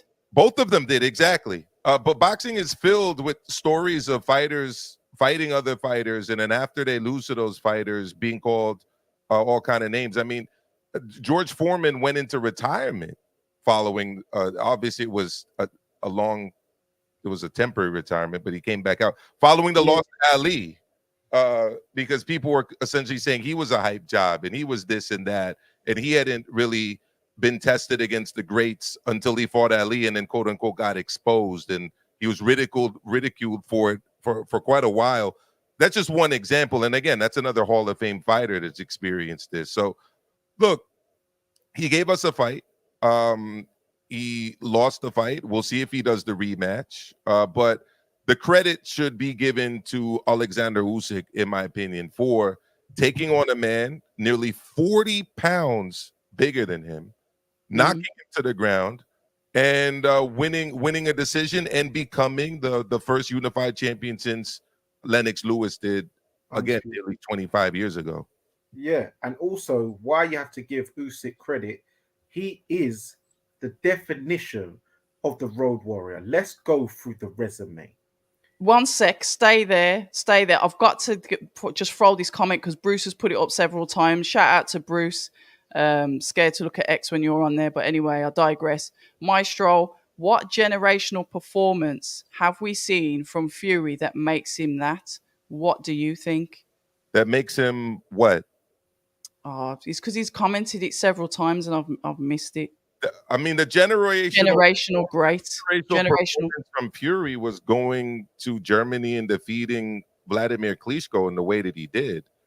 You got to look at who Klitschko was at that time, his status in the sport, perceptions of his beatability. Very few people picked Fury to go into that fight and win it. He did. And yeah, when you're talking about lifting, what was it, 4 versions of the heavyweight championship on foreign soil, that's a generational performance. That doesn't make you the greatest of all time or anything like that. But yeah, Klitschko was the man of that era, and he defeated him after a long stretch of Klitschko reigning over the heavyweight division. So there's that. I mean, look, boxing is filled with people who have made names for themselves, having epic, once-in-a-lifetime type moments against other fighters. Sometimes it's their only big win, but it was a big, significant win in terms of the history of the sport. We could go on, but let Dani wants to chop up some bits. Dani, what are you saying? So, Glowacki, this is Usyk's resume on the road. Yeah. Krzysztof Glowacki in Poland, Michael Hunter in America, Marco Huck in Germany, Marius Briedis in Latvia, Murat Gassiev in Russia, Tony Bellew in the UK, Derek Chisora in the UK, Anthony Joshua 1 in the UK, Anthony Joshua 2 in Saudi Arabia, Daniel Dubois in Poland, then Tyson Fury in Saudi Arabia, all on the road. And one thing I will say, Mark Nelson, yeah, he did make a bad call, but maybe he was concussed because he had to take a big shot earlier in the night, if any of you saw that. So maybe he wasn't in the right frame of mind. Who catch him? One of the fighters boxed him in his mouth. He took it on the chin. I forgot the fighter's name. It was on the undercard. It was in the prelims, wasn't it? Yeah. Lappin fight. No, not Lappin. The other one. Oh, Isaac Lowe. Nah. I think it was an Ika fight. The Australian. Oh, right, okay. It weren't the Enika fight because I remember he stopped that guy. This is before that. It was before the Enika fight. This. It was before that. What I did see though was that Ajit Caballero put in a whooping on Frank Sanchez. Oh, I wanted to talk about that as well because I predicted Ajit Caballero. I predicted Ajit Caballero would beat Frank Sanchez, just like I predicted Ajit Caballero would beat Makhmudov last time out. I didn't think he would stop him, but my gosh, this guy is the Turkish body snatcher because he is taking these heavyweights out to the body viciously. Technically Kurdish, just to put that out there. Yeah, technically Kurdish, but lived in Turkey, West Turkey, but based out in Germany, like the great Samuel Sam back in the day, if you remember him as well. Beat Danny Williams back in the day. But yeah, this guy with the work rate he has and the body shots, this guy is going to be a big problem for anyone. I would actually like to see him versus Usyk. Would actually be a very good fight because the work rate and the body shots, that would be a very good fight, and stature wise as well. That I think that would be a good fight because he's now the mandatory with the WBC. Yeah, and, I'd like to see him come out and fight a guy like F.A. Ajagba here in the U.S. I deal with him. He'll deal. Yeah, I know he would. I know he would, but I'm being obviously biased here. I'd like to see him out here. We haven't seen him out here yet, and I believe that F.A. Ajagba holds a title with the WBC, if memory serves me well. So he has the international. Yeah, he's ranked in the WBC. And failing that, Jared Big Baby Anderson, that would be a good fight too that I'd like to see. I don't know if Anderson's ready for Ajit though, to be honest. No, you saw that shot he hit him with, Danny, was a jab. Yeah, jab to the body, the JB, man. Solar plex. Yeah, that was a stab. He shanked him, man. Mm-hmm. And he couldn't take it. But Frank Sanchez, he likes to work at his own pace, and he was not ready for that work rate. And those body shots was definitely breaking up, and those overhand rights. He just kept. It was a matter of time before it was going to take its toll on him because he just couldn't get out of the way. He was moving, but his feet ain't fast enough. I know he says he's 30, 31 or whatever, but even when I saw him when he was 27, I was like, this brother ain't no 27-year-old. So them feet and his face and his legs, I know he's a bit older than that. But we're talking about Frank Sanchez. Frank Sanchez he finally decided to shave his head, which I thought was the best look for him. Yeah. Yeah. That pushback hairline for a while. But at the end of the day, it was Caballero that made him lean back. Yeah. That body shot. So he pushed them kidneys back, man. But also Lapin, good win for him. I saw him out in Poland for that's the first time I saw him when he got the stoppage win out there. So yeah, good win for him. Baranchek beat Navarrete. So it was a great night for Ukraine, man. And Lomachenko obviously done the business the other day as well. So they're having an Indian summer, as they say. It's going to be interesting to see if we see Denis Baranchik take on Loma because they both have titles at 135. They're both with Top Rank now because Top Rank got options on him through the Navarrete fight. I believe he's also affiliated with Queensberry and K2, so he's got like 3 promoters right now. I don't know if they'll make that happen though. Baranchik said no at the end of the fight. He said he was looking for Shakur Stevenson. I don't like that fight for him at all. That's easy. It's a bit too yeah. But Baranchik, I saw him fight. He was fighting in Poland on that show as well, that Usyk Dubois show. So yeah, this was his first fight in the U.S. Yeah, no, that was really in England too, right? Yeah, yes. Yvonne Mendy. There you go. Guys, so what's next for both fighters? Are we going to see, to wrap this up, are we going to see a rematch in October? That's a date that's been implied. We thought that we was going to get Wilder versus Joshua maybe in Wembley in the UK, September the 21st. Now Wilder seems to be already tapped up to go and fight Jared Anderson. What are we thinking? If he gets by a Big Bang. Which is I think it's either or, if I'm honest. That's no foregone conclusion. Yeah, October, I agree. They'll serve him up regardless. Oh, really? Yeah, they'll serve him up regardless, I think. I think so. I think so. So what are we saying then? Are we getting this rematch in October or what?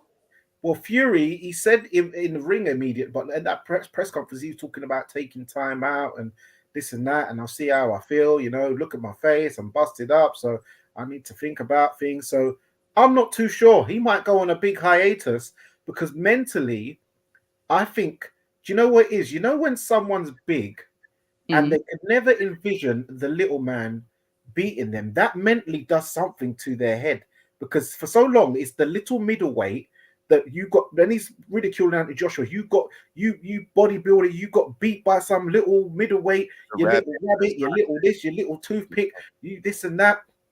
So he's thinking, this little guy is actually big. It's like when Joshua had the meltdown. How did you do it? I'm bigger than you. I'm stronger than you. What? And he had the meltdown. So I think Fury indoors, I think he might end up having a meltdown. Well, if he hasn't got the right people around him. So I'm not too sure. So I think Joshua will end up fighting this winner of Hrgovic Dubois in Wembley. And hopefully it's Dubois. And then it'll be a nice all London derby. That'd be nice. Yeah. Is Watford technically London? No. Out of London, Greater London, just about. It's like not even Zone 6, is it? Yeah, it gets lumped in a bit, but it's like it's seen as Greater London. You can just about get away with it. But I don't think he was born in Watford. He was born in North, and then he moved to Watford, and then he had to leave and then go back to North. And started boxing in North London.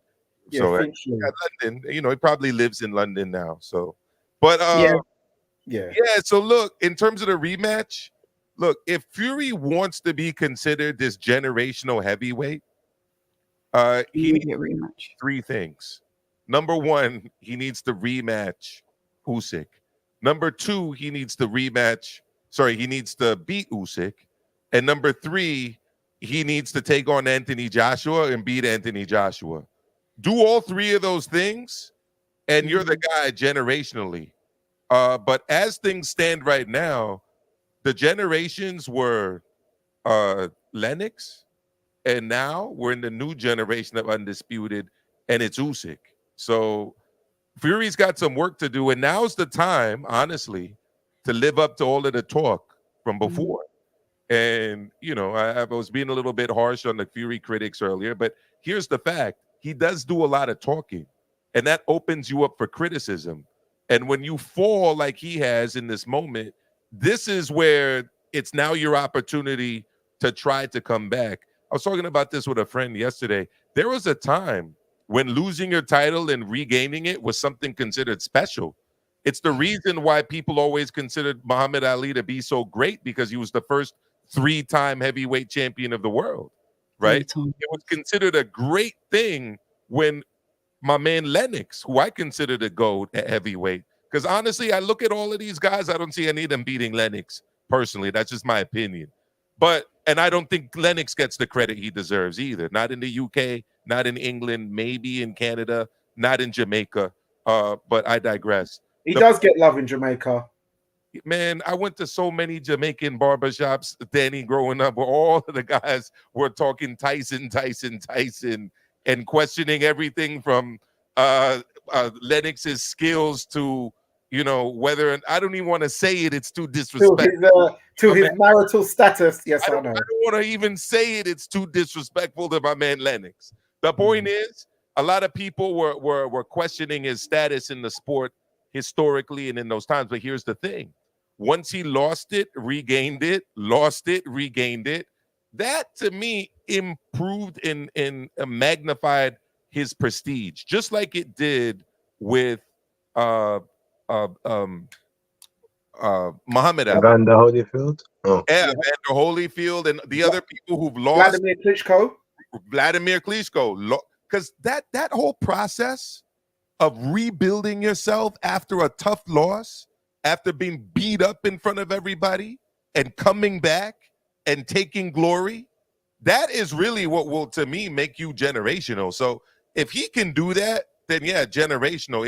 If he leaves now and doesn't rematch Usyk and even try to do these things, then yeah, the floodgates are open for the accusations and the harsh words of him not living up to what he was portraying himself to be. But we're not quite just there yet. Definitely not just after this loss to Usyk. Even going back to Joe Louis, when he got knocked out by Max Melvin, come back and regained it. So this goes back, we can go through the annals of history. So even Joshua, both times he lost, he ran it back straight away. People don't give Anthony Joshua the credit he deserves, that he was straight on running it straight back. Yeah, with Ruiz and Usyk. Ruiz and Usyk, straight away. No delays, I'm going to see how Nah, it goes. nothing. Yeah. He's straight on it. So people try to punk Anthony Joshua and try to style him too much, but let's see if Fury's so keen to get back in there so quickly. Let's see if he's made of what Joshua was made of when he rematched Ruiz after a hellish beating. Let's face facts. The beating to Andy Ruiz was far more embarrassing and soul-crushing than what just happened with Usyk and Fury. You're talking about a last-minute replacement opponent, an obese guy that had never fought at that level, who was knocking you around from pillar to post. Joshua he had fought that level one time before. Remember, with Joe Parker. Joe Parker, I don't really think Joe Parker was in the discussion, to be honest, with Wilder and Joshua at that time. Maybe among some, but also he never did that to Joe Parker. He did it to AJ. But all I'm saying is AJ picked himself up off the floor, him and his team, and he immediately fought him again, right? So again, if you want to be the generational guy, you got to at least try to do what AJ did. You know what I mean? And what retire? Muhammad Ali did, and what all of these other greats did, Evander Holyfield. Maestro, but we like I said, we live in an era now where everyone's so focused on winning that psychologically they can't deal with losing. I think it's just where we are now socially as people. You hear everything about winning, but it's almost like losing is scorned upon. Psychologically, how many fighters nowadays that you see that have had a loss, maybe not even at a high level, but they can't deal with it. I get it. Everyone's in front of cameras and there's a lot of pressure on. No disrespect to anybody, but it's like, are people really built for losing these days and have that hunger to say, okay, I've lost it all, I'm going to come back and get it? And that's why you can tip your hat to Anthony Joshua, because he's done it, and he's done it more than once. Yeah. Yep. And of course to Lennox. All of them McCall, really? Hasim Rahman in South Africa, really? These were much more kind of, I would say, embarrassing losses, right? Devastating. Yeah, devastating than getting beat by Usyk. But they came back from that. And Lennox got cleaned out both times as well. Yeah. We're talking about knockout losses here. Yeah. This is boxing. And the one against Oliver McCall, I used to see that picture poster across every betting shop in London for years. That image of him getting caught on the exchange with Oliver McCall. And then the one against Hasim Rahman, he got sprayed out on the canvas. Then in the press conference, he tried to have a little tussling match, and Hasim Rahman just draped him up across the table and mugged him off. It was bad. So for him to actually get in there and knock him out, it took a lot. It took a lot, man. So you have to take your hats off to man like Lennox Lewis, Riddick Bowe, Evander Holyfield, all the legends before. And I think that Tyson Fury doesn't really pay the homage he needs to, because now he can stop screaming all this, no man born from his mother. Yeah. You know what? Can be Reed Macbeth, Usyk, apparently, somebody put in the chat, I think it's Jack Pound for Pound Jack, shout out to you, that Usyk was born by cesarean. If you know the story of Macbeth, he said the same thing. Well, he went to see 3 witches and they said to him, don't worry about it. No man born of a woman will be able to kill you. And the man that eventually did kill Macbeth, because I like the Shakespeare stories, was a woman that was torn from the stomach of his mother, cesarean. So somebody's just popped that in the chat as well. That's if, I like my old English stories, one of my favourite subjects at school. Yeah. And on that note, should Usyk retire? There's a few people that have mentioned that in the comments. He's done so much. He's got nothing. He's got nothing to prove. No, he does though. And thank you, Drogo. I love that story. I'll tell you why. Because he signed on for 2 fights. Yeah, I don't think he'll retire. Here's the thing: if he wants to retire, and if Fury doesn't want the rematch, then by all means. But I think the fact that he signed on to this rematch, and it was something that apparently he was insisting on. If you believe Team Fury, I don't know if people should or not, but that's up to them. It was Usyk's team that really wanted the rematch. And if you know, I'm not discounting anything that Base was saying earlier. You could see why that team would feel that the tables were turned in the other favor, and that you would want a rematch in case things didn't go the way that you'd want them to go. So I'm not knocking them for wanting a rematch, but if Fury doesn't take the rematch, by all means. But if Fury wants the rematch, then you should give him the rematch, considering it's something you both signed on for. And I would be saying the same thing as well if it was the other way around. No, I think Usyk will. If Fury's on the rematch, he will. Usyk will want it. Yeah, if Fury's on it, Usyk will do it. But it's about if Fury wants to. But if Fury doesn't want to, then Usyk, he's got nothing else to prove, really. So he can just bow out now, because the only other person who was a champion, in this era, really Wilder, but no one ain't trying to see Usyk Wilder. Wilder and Parker. Wilder and Parker. Those are the two names. Yeah, we'd see what he do to him, really. So there's no point for that now. He says he wants to rest, kiss his wife. He can live happily ever after, man. And he's a don, man. Ratings to him. So, and initially, he was saying that once he reaches undisputed, once he completes his mission, then he hasn't really got anything else to do. But the other day, I think he was saying that he's looking to carry on until he's 40 because he just likes to fight. However, I agree with Maestro in the sense that if Fury does enact the rematch clause, he should honor it, because obviously Usyk has always shown himself to be a man of his word, a man of principle, a man of God.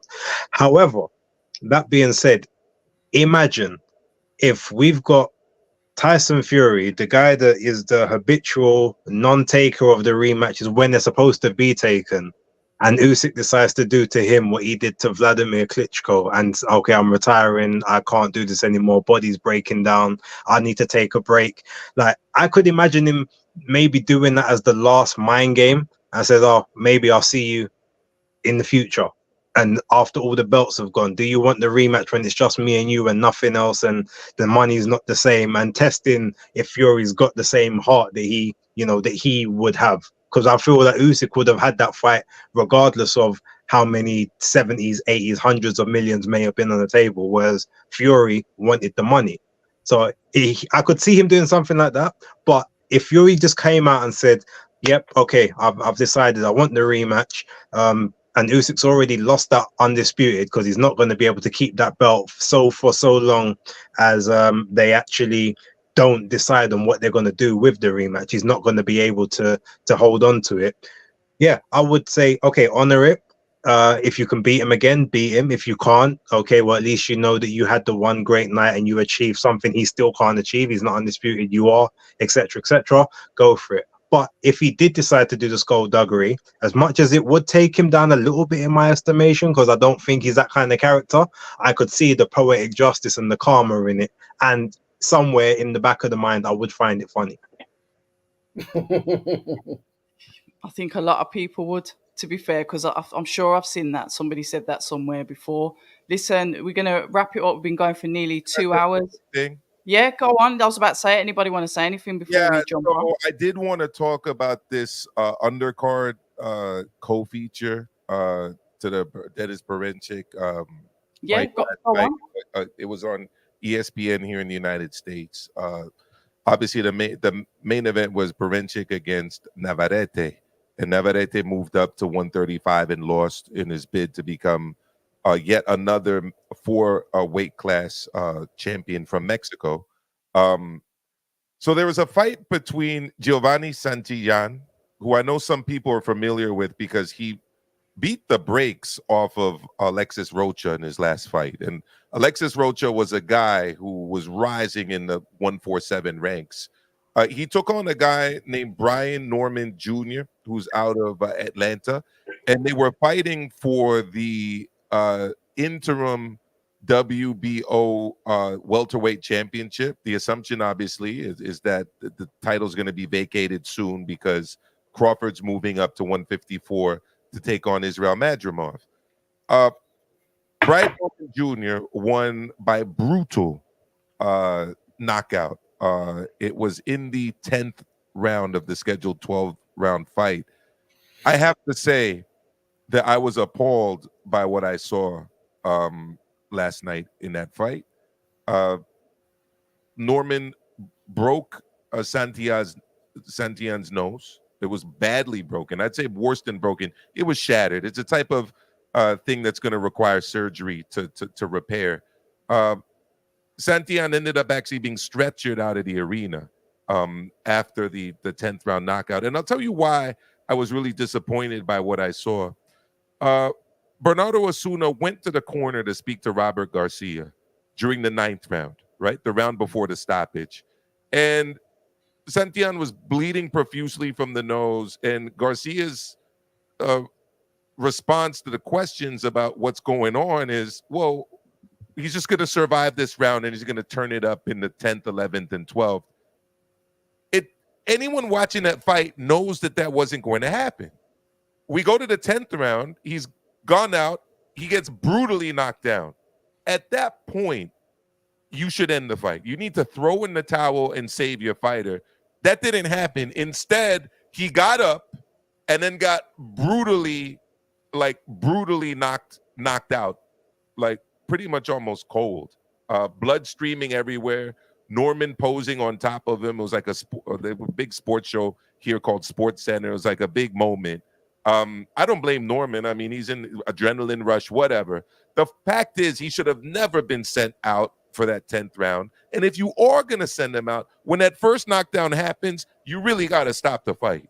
I was going to share the photo that I took off the TV of him being stretchered out, but it was really bad for me to see a guy with so much promise and really? Potentially have that taken from him because of the fact that his corner was so brave. The corner should be there to protect the fighter. Guys, I don't know if you've got anything to say on that, because I haven't watched that yet, because obviously I've just been enveloped into what the fight over in Saudi. I don't know, Danny, have you got anything on that?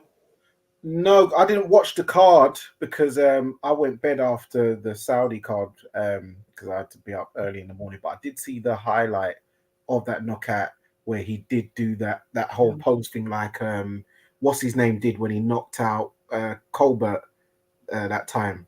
Chris Colbert. Venezuela. What he does there. Yeah, he did that kneel down pose thing. I just saw that knockout and that pose. That's all I've seen from it. Base, I don't know. Have you caught No, up? I saw some of the fight. I didn't manage to see all of it. So I can't attest to obviously what Maestro said, but I'm gonna take his word for it. It looked like it was a bit of a bad situation, so I'm not sure why it carried on, but because I didn't see that part, I can't really give context. But if it's as he says, that's bad practice by the corner, and they should probably have their licenses looked at moving forward, personally. But yeah, that's all I can really say. Yeah, we see these things in fights, though, don't we? We see these things in certain fights, championship fights, when there's a lot on the line that, people let things slide, and it could be to the detriment of the fighter. We were round 9. We was talking about this. It happens. Yeah. It's like Usyk said, bad behavior. Sorry, He's this big man was so much more brutal than that 9th round in Saudi. You know what I mean, though. Yeah, I know what you mean, and I'm just saying you're talking about a young kid with his whole future ahead of him. I personally just hope he's able to bounce back from this. And by the way, Brian Norman Jr., new WBO interim champion at 147. You guys got to be on the lookout for him. He was actually on the Ray Ford undercard earlier this year in upstate New York when Ray Ford won the title. And And I heard I've seen him before. I thought he was a bit crude, but from what I've seen, he looks pretty good in this fight. So I got to watch it properly. Yeah, let me just shout out this final one in the chat. I caught the show late, but definitely a lot of good stuff here. Dropping gems. You all were. Professionalism too. So much love to you. Listen, guys, you were all fantastic. I don't think there's anything else left to talk about. Fight Fan Lives just nailed it on the head there. Hit the like button. We're probably going to do this again. I'm gonna make the presumption and say post 5v5. We do the same thing, same time, Sunday night. Everyone's in, everyone's at home. Obviously, it's a different time zone for Maestro. So yeah. well, And Danny, when are you going to be back? Cacace when he's up I'm coming already. I'm gonna be back on the 3rd, so I'll be in Saudi. But I'll, Oh, you're going out? Oh, of course you are. yeah, but I should be all right Shout for out to Sunday Craig because we're Richards. 3. Yeah, we're 3 hours ahead. So it'll be 1 a.m. if it's 10 o'clock. Yeah, Can we push it? Can we push it earlier? yeah, On a Sunday, yeah. Yeah, I'm Can we good. do like 6 p.m. UK time, and then that's sort of like what 9 p.m. then? Yeah. yeah. That Would sounds be 1 p.m. my time. That works out. Is I that was okay? just out of the city Or today. if you do 7 and then it's 10 p.m. my time, which is 2 p.m. Maestro time. Is that better? 7 p.m. If we Yeah. got a date. I like the way we're just doing this on live. It don't matter anyway. Yeah, because I know on the Sunday, Craig's gonna want to go out. How to Craig's cook gonna want to do. Craig's gonna want to go out probably for a little bit because he's gonna have to be in camp mode the whole time. So I know Sunday. So yeah, by nighttime I'll be back in the hotel. Yeah, Right. I hear that. Listen, we're going to get off anyway, about time, because it's getting late. Thank you, all of you in the chat. Thank you for the super chats. Thanks for tuning in. Thanks for the comments in there, the constructive ones. You know, we've had some good conversation, especially from you guys in the chat. Panel, Base, Dani, Maestro, okay, next week. And we're out. Yeah. Later. I should put that one on, actually. People say I'm toxic, and honestly, I don't care.